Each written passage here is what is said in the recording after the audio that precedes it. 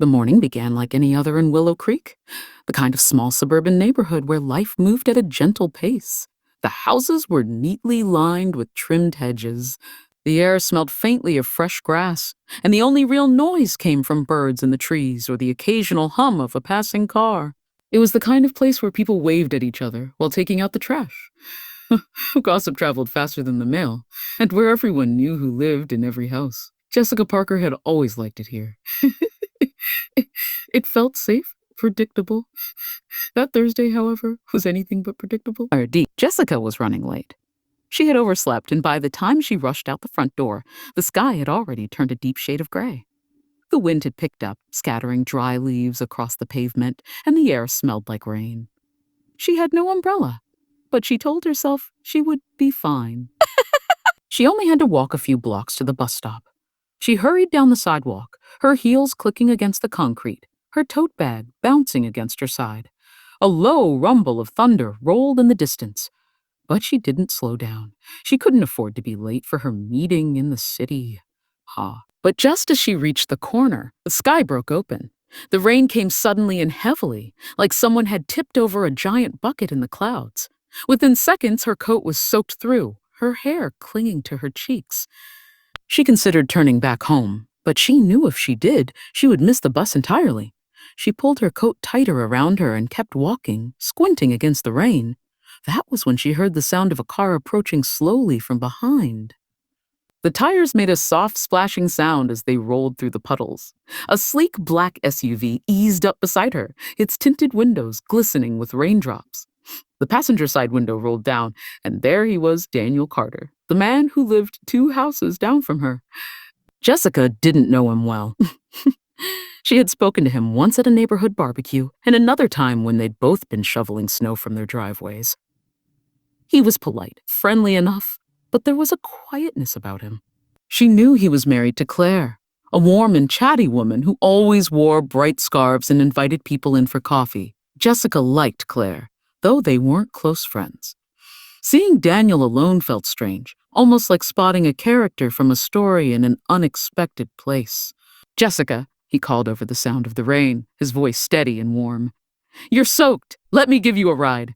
She blinked at him through the curtain of rain. The offer was tempting. She was freezing, and the thought of sitting in a dry, heated car was almost too good to resist. But still, she hesitated.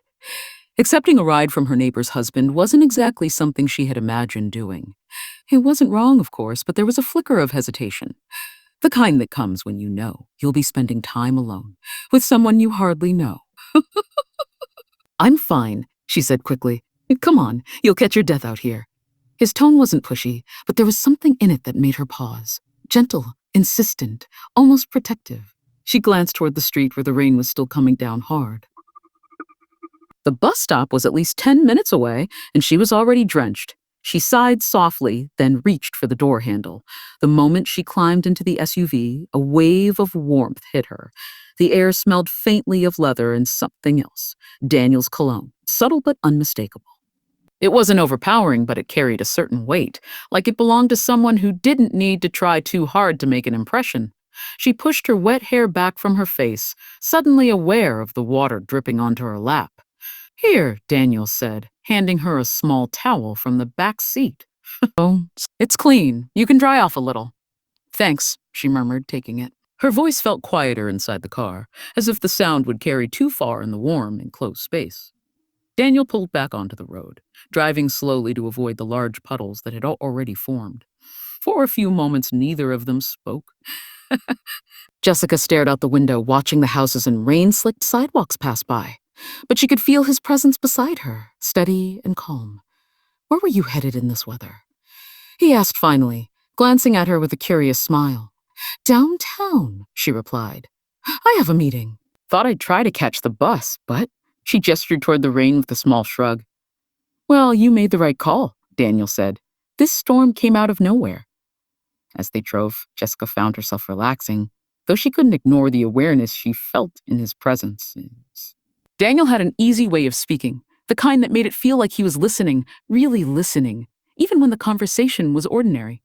She noticed the way his hands rested lightly on the steering wheel, his fingers long and sure. She caught herself wondering how someone could seem both so familiar and so much of a mystery at the same time. The rain pattered steadily against the roof, soft but constant. In that small space, insulated from the outside world, the air felt different. Not tense exactly, just alive, like the moment before a song begins. Jessica told herself it was just the storm. The warmth of the car, the relief of not having to walk in the downpour. But deep down, she knew that wasn't the whole truth. There was something else in the air, something she couldn't name yet, and it made her heart beat just a little faster. The rain kept falling as Daniel's SUV moved smoothly through the wet streets. The world outside was blurred, buildings and trees melting into streaks of gray behind the glass. Inside, the warmth of the heater wrapped around Jessica. But it wasn't just the heat that made her skin feel warmer.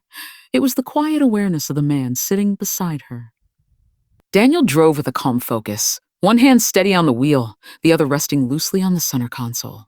Every now and then, his eyes flicked toward her, quick glances that felt both casual and deliberate. "Was it work?"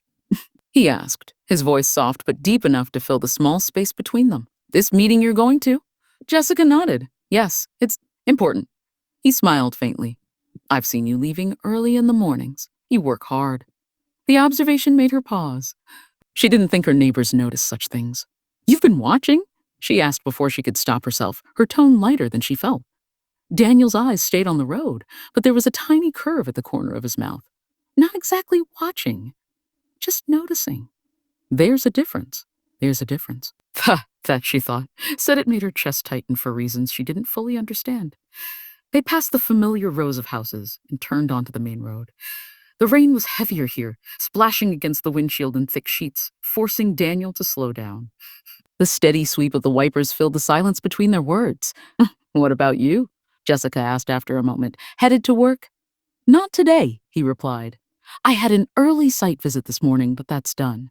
I was just driving back when I saw you." She nodded. "Construction, right?" "Construction management," he confirmed. "Mostly overseeing projects, making sure things get done on time. Deadlines, budgets, schedules, all the fun stuff." His voice carried a dry humor, but then it softened. "The truth is, it's not as interesting as it sounds. At least not to me anymore." Jessica tilted her head, slightly curious. "Why keep doing it?" For a moment, Daniel didn't answer. His hands tightened just a little on the wheel. "Sometimes you keep doing something because it's what you know, even if it doesn't make you happy." She didn't know what to say to that, so she kept quiet. Outside, the traffic was starting to thicken, the red glow of brake lights reflecting off the wet pavement. The car filled with a kind of heavy stillness, the kind that made every word feel heavier when it came. Daniel broke it first. His voice wasn't bitter, but it carried a weight that made her chest ache. She thought of Claire, bright, friendly, always laughing, and wondered what he meant, but she didn't ask. Some things didn't need direct questions. They were already heavy enough. She looked out the window instead, watching the rain trace thin lines down the glass. "I think everyone feels that way sometimes," she said softly, even if they don't say it out loud. Daniel glanced at her then, just for a second, but it was enough. There was something in his expression, something quiet but deep, that made her look away. The drive continued in that strange mix of comfort and tension. They talked about small things, how unpredictable the weather had been lately, the new coffee shop that had opened downtown, how the roads were worse than last winter. But underneath, there was an unspoken current running between them. Jessica noticed details she hadn't before, the faint lines near his eyes when he smiled, the way his voice dropped when he spoke seriously, the ease with which he listened. She found herself wanting to ask him more, not about work, but about the kind of things people only share when the world outside is closed off, when there's nothing but rain and the quiet hum of a car. The city skyline began to appear in the distance, hazy and muted through the rain. Daniel slowed as they approached a line of traffic near the bridge. The movement outside seemed to fade, as though the rest of the world had been placed on pause. The rhythm of the wipers filled the silence. Jessica's hands rested in her lap, fingers loosely curled around the towel he had given her earlier. She could feel the warmth from the heater on her legs, but her chest felt strangely tight, as if something unspoken was pressing there. Daniel's voice broke the quiet again. "You remind me of someone I used to know." She turned her head. "Who? Someone from a long time ago." His eyes stayed forward, fixed on the glowing brake lights ahead. Someone who used to look at the world like it still had secrets worth finding. Jessica didn't know how to respond. The words settled between them, slow and heavy. And for a moment, she thought she could feel the air in the car change. She shifted slightly in her seat, unsure if she was trying to get more comfortable or keep herself from leaning closer. He gave a short laugh as though shaking off the weight of what he'd said. Sorry, that probably sounded strange. No, she said quickly. It didn't. But her voice was quieter now, almost as if she was afraid to disturb whatever had settled in the space between them. The traffic inched forward. Outside, the rain seemed to soften, but inside, the air still carried that strange mix of calm and something else. Something warmer, sharper. Jessica knew this was just a ride, just a neighbor being kind. But deep down, she could feel something shifting, like the faintest spark in a place she hadn't expected. She didn't know what it meant yet. All she knew was that she was aware of every word, every glance, every second that passed. And she had a feeling that when this ride ended, she wouldn't be able to forget it. The bridge loomed ahead, its steel frame disappearing into the misty curtain of rain. Cars crawled forward in a slow line, their taillights glowing red in the gray afternoon. Inside the SUV, it felt quieter than before, as if the noise of the outside world had faded away, leaving only the soft hum of the engine and the rhythmic sweep of the windshield wipers. Jessica sat with her hands resting loosely in her lap, the towel Daniel had given her folded neatly now. She kept her eyes on the rain-smeared window, but she was more aware of him than of anything outside. Every movement he made, every shift in his breathing seemed to reach her somehow. The traffic slowed even more as they reached the center of the bridge. A faint fog clung to the water below, blurring the edges of the city skyline. Jessica could hear the gentle tapping of rain against the roof, steady but no longer harsh. Daniel's voice broke the silence. "Jessica," he said, his tone softer than before. She turned her head slightly. He didn't speak right away. His hands tightened on the steering wheel, his jaw shifting as if he was searching for the right words. "I was going to say something earlier," he began, "but I wasn't sure if I should." Her heartbeat quickened. "Oh, what is it?" she asked, her voice quieter than she intended. Daniel's eyes stayed on the road, but there was something in his expression, something unsettled. "It's nothing, really," he said finally, almost as if convincing himself. "Forget it." Jessica frowned slightly but didn't press. She knew that sometimes if you pushed too hard, people would shut themselves away completely, and she didn't want him to. They inched forward with the traffic. The rain had lightened to a soft drizzle, and a pale light broke through the clouds, glinting faintly on the wet surface of the road. Inside, the air felt warmer, heavier, as if the small space between them had somehow grown smaller. Then it happened. Daniel glanced at her, not a quick, casual glance, but one that lingered just long enough for her to feel the weight of it. His eyes traveled briefly to her damp hair, the stray strand clinging to her cheek. Without thinking, his right hand lifted from the wheel and reached across the console. His fingertips brushed lightly against her skin as he tucked the strand behind her ear. It was such a small gesture, barely lasting more than a second. But it sent a shiver through her, warm and sharp all at once. His touch wasn't rushed or careless. It was gentle, deliberate, as though he was afraid of breaking something fragile. Her chest tightened, and for a moment, neither of them spoke. The sound of the wipers seemed louder, the car's interior warmer. Daniel withdrew his hand slowly, his eyes returning to the road. But his expression had shifted, calmer on the surface, though there was something else beneath it. Sorry," he said after a pause. "Your hair, it was in your face." Jessica swallowed, her fingers tightening slightly around the towel in her lap. "It's okay," she murmured, though her voice felt strange in her own ears. They didn't speak for several minutes. The silence wasn't awkward, but it was charged, alive with something neither dared to name. Jessica kept her gaze on the road ahead, but part of her wanted to look at him, to read whatever it was that had just passed between them. The traffic began to move a little faster as they neared the end of the bridge.